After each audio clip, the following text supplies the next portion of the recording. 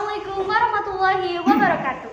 Halo Sobat Semai, kembali lagi di acara podcast Pojok Asa. Sobat Semai, gimana nih kabarnya hari ini? Semoga selalu sehat ya. Jangan lupa jaga kesehatan dan juga terapkan 3M, yaitu memakai masker, mencuci tangan, dan menjaga jarak. Oh iya, Sobat Semai, dalam hari ini saya dan pemateri akan menemani kalian di podcast Pojok Asa yang bertema jadikan akhlak Nabi Muhammad SAW sebagai landasan akhlak generasi masa kini. Ngomong-ngomong, ada yang tahu nggak sih pemateri hari ini siapa? Ada yang bisa tebak nggak? Yaps, betul sekali. Materi hari ini adalah Bapak Fatul Umam. Halo Pak Umam, gimana kabarnya? Sebelum kita ke sesi selanjutnya, saya akan membacakan CV dari pemateri. Namanya adalah Bapak Fatul Umam. Tempat tanggal lahir 23 Maret 1987. Alamat Desa Abisana, RT 3 RW 1. Riwayat pendidikan S1 Sekolah Tinggi Agama Islam Darun Najah, Jakarta. Dan beliau sekarang mengajar di SMA Islam Ta'alumul Huda Bumiayu dengan mengaku mapel Al-Quran Hadis dan Tarikh. Gimana nih Pak Umam, mau langsung mulai atau gimana? Ya, boleh kita mulai aja. Mau dilanjut dulu. Baik Pak Umam, saya ingin bertanya kepada Pak Umam, dalam bertepatan pada Hari Maulid Nabi, yaitu tanggal 19 Oktober 2021, apa sih arti atau makna dari kata maulid? Oke, terima kasih atas kesempatan yang diberikan kepada saya. Mohon izin Pak Guru membuka masker terlebih dahulu karena jarak juga sudah jauh, ada 1 meter ya. Saya kira udah bisa udah boleh untuk membuka masker gitu. Kemudian Pak Guru sapa pemirsa dulu ya yang ada di rumah. Bismillahirrahmanirrahim. Assalamualaikum warahmatullahi wabarakatuh. Terima kasih kepada teman-teman dari pengurus OSIS yang sudah memberikan kesempatan kepada saya. Kalau tidak salah dari Sekbid 1, program kerja Sekbid 1 berkaitan dengan ketuhanan yang Maha Esa. Ini ada program kerja, diantaranya adalah peringatan Hari Besar Islam. Nah, di kesempatan yang baik ini, alhamdulillah, tanggal 19 Oktober bertepatan dengan Maulid Nabi yang diperingati oleh sebagian umat Islam sebagai perayaan Maulid Nabi atau bertepatan dengan tanggal 12 Rabiul Awal. Apa sih Maulid itu? Nah, ini pertanyaan yang harus kita pahami kemudian supaya nanti kita tidak melupakan jasa-jasanya Rasulullah terhadap kita semuanya. Maulid itu maulid, milad, mulud ya. Jadi itu dari bahasa Arab yang artinya adalah peringatan hari lahir. Nah, peringatan hari lahir ini adalah peringatan hari lahirnya Nabi Agung, Nabi Muhammad SAW, yang beliau sebagai panutan kita, sebagai contoh suri tauladan yang baik bagi kita semuanya. Ini harus kita fahami betul sosok beliau. Nah, harapannya adalah peringatan Maulid ini memiliki substansi, memahami tentang pertama adalah kehidupan perjuangan beliau, kemudian bagaimana beliau berjuang dari lahir ya, dari lahir sampai dengan meninggalnya. Ada hikmah yang sangat luar biasa sekali yang menjadi teladan, menjadi pelajaran bagi kita semuanya supaya kita memahami bagaimana sosok beliau yang baik ya. Karena dalam diri beliau itu kan terdapat suri tauladan yang balik, uswatun hasanah. Itu substansinya ya, diantaranya adalah supaya kita sebagai wujud rasa syukur kita atas kelahiran beliau sebagai petunjuk jalan kebaikan, petunjuk jalan kebenaran. Ya, beliau membawa atau mengajarkan kita bagaimana ajaran atau dinul Islam yang baik ini. Nah, itu tentunya itu makna dan arti dari maulud. Maulud, milad, ya, kemudian maulid ya sama, peringatan hari lahir Nabi Muhammad. Mungkin itu. Oke, selanjutnya kita selanjut ke pertanyaan kedua. Kita mau tanya nih, kapan sih Nabi Muhammad lahir? Terima kasih untuk pertanyaan kedua. Sebenarnya ini kan populer ya, Mbak. Jadi artinya dulu di pelajaran sejarah dari SD atau MI ya, ini familiar.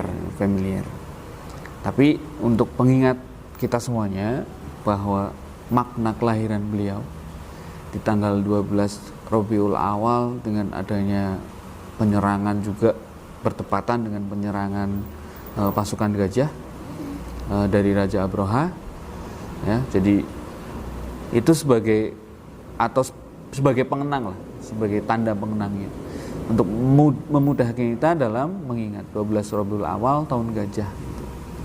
Kemudian tahunnya beliau itu pendapat ulama berbeda-beda. Ada yang mengatakan kalau Masehinya lah, ya, kalau 12 Rabiul Awal itu Hijriahnya.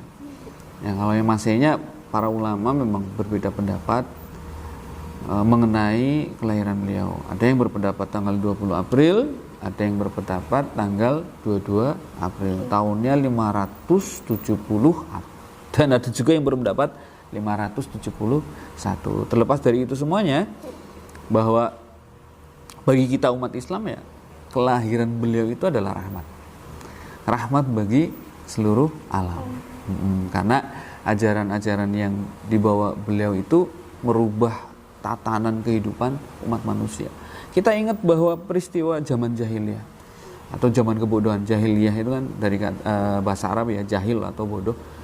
Itu kan kondisi masyarakat pada saat itu memang luar biasa ekstrim secara kebudayaan maupun pola kehidupan, di mana yang namanya pembunuhan masih dianggap biasa, kemudian yang namanya perjudian atau orang melakukan maksiat itu wajar, biasa. Nah, kemudian Nabi Muhammad datang membawa ajaran Islam, dan itu pun tidak langsung diterima karena masyarakat jahiliyah kan dikenal dengan masyarakat yang keras, masyarakat keras. Artinya tidak bisa langsung menerima ajaran beliau, ditentang oleh seluruh atau sebagian besar masyarakat Arab pada saat itu. Kemudian ketangguhan beliaulah yang membuat akhirnya, dan petunjuk Allah ya, tentunya dengan petunjuk Allah, kemudian akhirnya sedikit demi sedikit ajaran beliau berdampak ya, berdampak bagi masyarakat jahiliyah pada waktu itu dan kita saat ini. Nah, ini yang tentunya menjadi pelajaran berharga bagi kita. Coba bayangkan kalau pada saat itu Rasulullah menyerah karena tekanan dari masyarakat jahiliyah yang begitu kejam, dahsyat, luar biasa. Kalau beliau menyerah, mungkin kehidupan sekarang akan sama dengan masyarakat jahiliyah pada saat itu. Tapi dengan adanya agama Islam, kita semuanya bisa mengontrol diri kita. Kita bisa membedakan mana yang baik, mana yang benar, mana yang salah, kemudian mana yang sesuai dengan ajaran agama, ya, dan hal-hal yang akan bermanfaat bagi kita ke depannya. Nah, itu saya kira itu. Jadi memang pendapat ulama mengenai kelahiran beliau banyak ya. Ada tadi kalau yang Masehinya itu ada yang 20 April atau 570. Ada juga yang 22 April 571. Terlepas dari itu, tapi itu hikmah kelahiran beliau itu membawa ajaran yang tentunya manfaatnya buat kita semuanya. Itu. Ya, bisa dilanjutkan. Oh ya, untuk berhubungan dengan keluarga nih, siapa sih ayah sama ibu dari Nabi Muhammad? Oke. Kalau ayah beliau adalah Abdullah. Beliau putra dari Abu Thalib. Terus ibunya bernama Siti Aminah. Kemudian beliau itu sama ayahnya ditinggal sejak masih dalam kandungan. Nah, para ulama juga berbeda pendapat yang mengenai usia kandungannya. Ada yang mengatakan 4, 6, ada yang 8 juga. Kemudian setelah atau Nabi itu tidak mengenal sosok ayah, tapi memang didampingi oleh orang-orang yang hebat. Ada kakeknya, ada pamannya. Kemudian beliau disusukan kepada Halimatus Syadiah ya pada saat itu. Di usia 2 tahun beliau sudah ditinggal sama ibunya. Jadi penderitaannya luar biasa sekecil itu. Ujiannya udah luar biasa. Tapi karena memang beliau itu seorang pilihan ya dari Allah, hal itu membuat beliau itu lebih, kalau menurut saya lebih hebat gitu, lebih hebat. Sosoknya luar biasa gitu. Lebih hebat lah. Waktu itu saya mau tanya nih, berhubungan dengan keluarga, siapa sih ayah dan ibunya dari Nabi Muhammad? Baik, berkaitan dengan riwayat atau sejarah singkat. Ini singkat saja ya, sejarah singkat mengenai kehidupan Nabi Muhammad. Bahwa beliau sejak usia 2 bulan dalam kandungan ya, 2 bulan dalam kandungan, itu sudah ditinggal meninggal sama bapaknya. Bapaknya bernama Abdullah bin Abdul Muthalib. Jadi Abdul Muthalib itu kakeknya. Nanti kakeknya ini yang merawat dari usia 6 tahun. Karena ibunya Siti Aminah itu meninggal di usia 6 tahun. Jadi bapaknya di usia 2 bulan dalam kandungan, jadi Abdullah meninggal di saat itu ya. Kemudian ibunya meninggal di saat usia 6 tahun. Jadi luar biasa kan, itu luar biasa. Kemudian beliau diasuh sama kakeknya. Di usia 8 tahun kemudian beliau akhirnya diasuh oleh pamannya. Jadi di usia 6 tahun itu dengan kakek, di usia 8 tahun dengan pamannya. Pamannya bernama Abu Thalib. Abu Thalib. Beliau itu ayahanda dari Ali bin Abi Thalib. Ali ya, ayahanda Ali. Jadi memang Nabi Muhammad dan Ali dari kecil sudah bersamaan lah, karena memang Nabi tinggalnya di rumahnya Ali gitu. Jadi itu mungkin sekilas riwayat tentang beliau. Perjuangannya memang luar biasa. Dari kecil sudah ditinggal meninggal oleh ayahnya, kemudian oleh ibunya, oleh kakeknya, dan akhirnya dengan pamannya gitu. Mungkin itu. Oke, mungkin menarik nih Sobat Semai. Kita lanjut ke pertanyaan ketiga ya. Pertanyaan ketiga, sejarah singkat Maulid Nabi Muhammad itu apa aja sih Pak?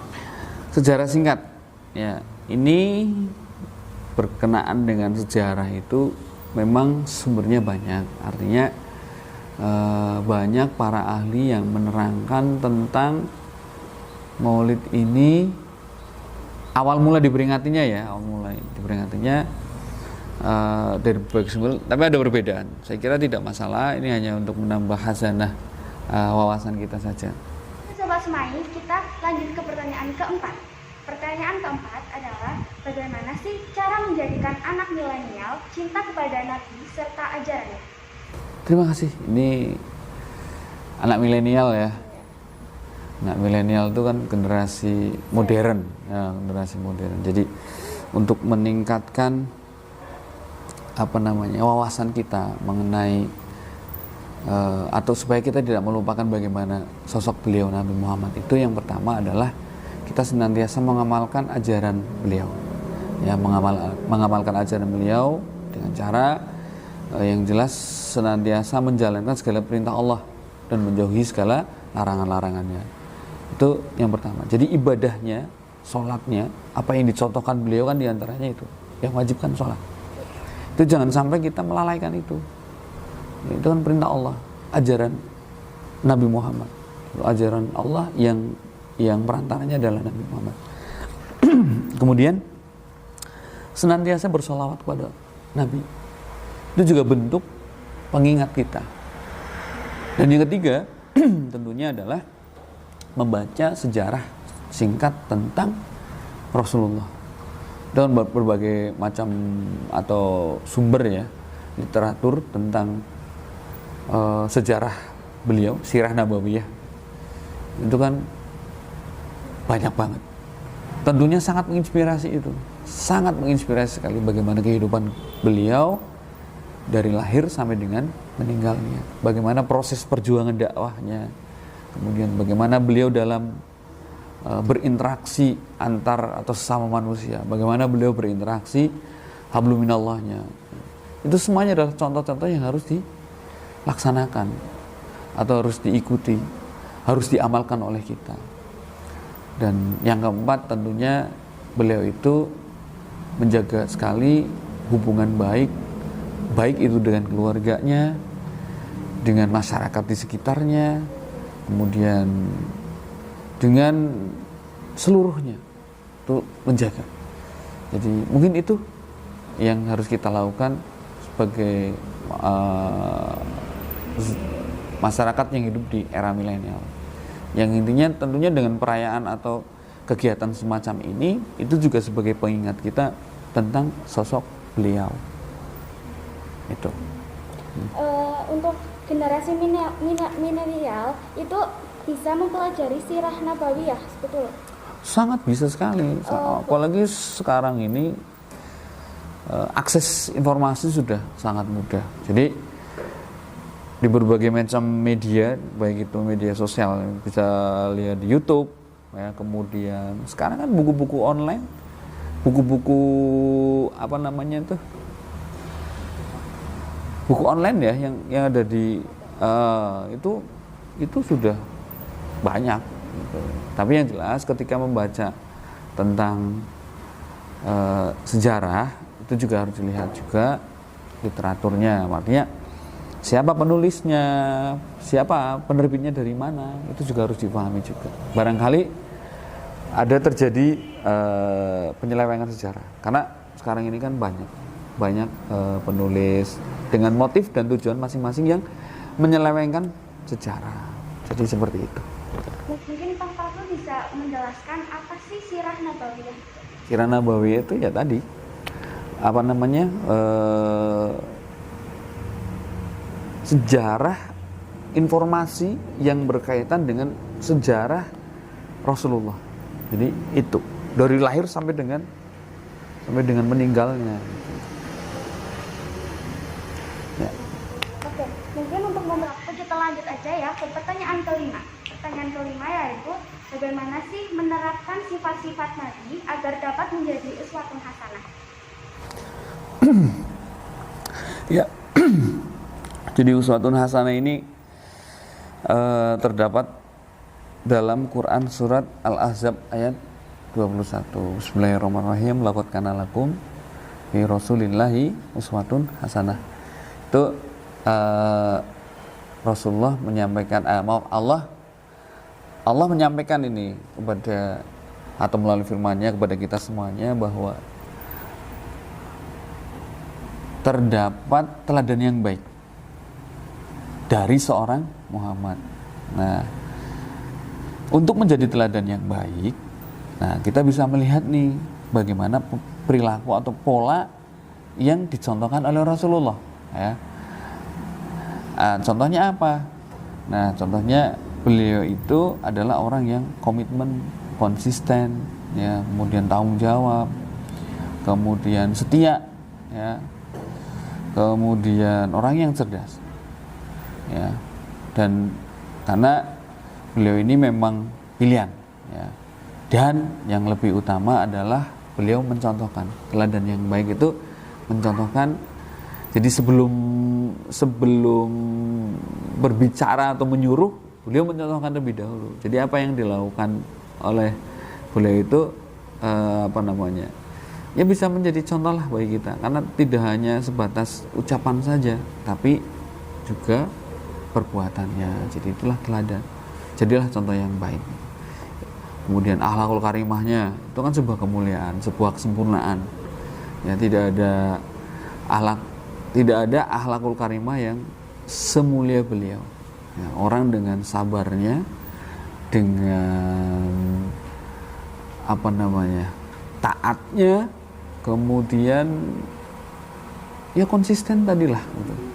Jadi itu hebatnya Rasulullah di situ. Akhlakul karimahnya akhirnya berdampak pada apa? Berdampak pada pengaruh. Berdampak pada beliau itu sosok yang sangat mudah diterima oleh orang lain. Itu. Jadi intinya di situ. Mungkin Pak Fatul bisa menjelaskan apa sih arti dari uswatun hasanah pada Rasul? Ya, tadi. Jadi uswatun hasanah itu teladan, contoh yang baik. Nah, contoh yang baik tadi dengan cara kita ini sebelum berbicara ya harus melakukan dulu. Ya, nyuruh sholat, ya berarti kita harus sholat dulu. Nah itu contoh kecil. Dan masih banyak contoh-contoh teladan baik yang ada dalam diri Rasulullah yang tentunya bisa kita amalkan dalam kehidupan sehari-hari. Beliau itu ya kita ya senantiasa sunnah-sunnah, berarti kan itu kan berkaitan dengan sunnah-sunnah apa yang beliau lakukan. Yang pertama senantiasa menjaga wudhu, menjaga kesucian diri kita. Ya, kemudian sholat tepat waktu. Nah, kemudian membaca Al-Quran karena ada kebaikan di dalamnya. Satu huruf Allah nilai 10 kebaikan. Dan itu hal-hal yang saya kira gampang. Ya, nanti saya harapkan begini. Ini nanti OSIS melalui Sekbid 1. Ini Pak Guru minta nanti setiap kelas itu ada, walaupun sudah dilaksanakan ya, artinya sudah dilaksanakan tadarus bersama setiap pagi. Nah, harapan saya ditambah tuh, harapan Pak Guru nanti Pak Guru minta ke OSIS, monggo di launchingkan atau dianalisis dulu lah program One Week One Juice gitu. Nah, itu tujuannya itu untuk mengingat bagaimana Al-Quran sebagai pedoman hidup kita supaya bisa diamalkan, supaya bisa dibaca gitu loh. Jadi itu yang menurut saya baik dan bagus. Ya. Oke, Sobat Semai, kita lanjut ya ke pertanyaan ke-6. Pertanyaan ke-6 yaitu bagaimana sih agar Maulid Nabi tidak dilupakan? Ya, Maulid Nabi supaya tidak dilupakan, yang pasti kalau Pak Guru minta, kalau kita ya sebagai umat Islam atau yang lebih kecilnya lingkungan spesifik, lingkungan khusus lah kayak kita lembaga pendidikan Islam ini, kita harus senantiasa memperingati peringatan Maulid ini, yang tujuannya adalah sebagai pengingat kita tentang sosok beliau, ya, tentang sosok beliau Nabi Muhammad. Kemudian ya tentunya adalah sholawat, bersolawat dengan harapan kita semuanya mendapatkan syafaatnya nanti di yaumil akhir. Dan tentunya adalah melaksanakan semua ajaran-ajaran yang beliau contohkan, yang beliau amalkan, ya, untuk mengontrol diri kita supaya kita tidak terjebak dalam perilaku hedonisme, perilaku buruk, perilaku jelek, atau larang-larang Allah. Jadi itu yang menurut saya harus dilakukan oleh kita sebagai generasi milenial. Oke, Sobat Semai, saya rasa cukup untuk podcast pada hari ini. Terima kasih Pak Fatul sudah membagi waktu bersama kami di podcast Pojok Asa hari ini. Terima kasih juga. Saya ucapkan selamat dan sukses lah untuk anak-anak OSIS yang baru dilantik dan dipilih ya. Semoga bisa melaksanakan program-program kerjanya dengan baik, kemudian selalu diberi petunjuk oleh Allah dan dimudahkan dalam berbagai macam aktivitasnya. Untuk seluruh pemirsa di rumah, semoga Allah senantiasa merahmati kita, memberikan petunjuk kebaikan, dan tentunya kita semuanya adalah orang yang akan mendapatkan syafaatnya Nabi Muhammad di yaumil akhir nanti. Saya tutup, terima kasih. Wassalamualaikum warahmatullahi wabarakatuh. Saya selaku pembawa acara ingin meminta maaf apabila ada kesalahan kata atau yang kurang berkenan. Mohon dimaafkan ya. Saya tutup. Wassalamualaikum warahmatullahi wabarakatuh. Waalaikumsalam warahmatullahi wabarakatuh.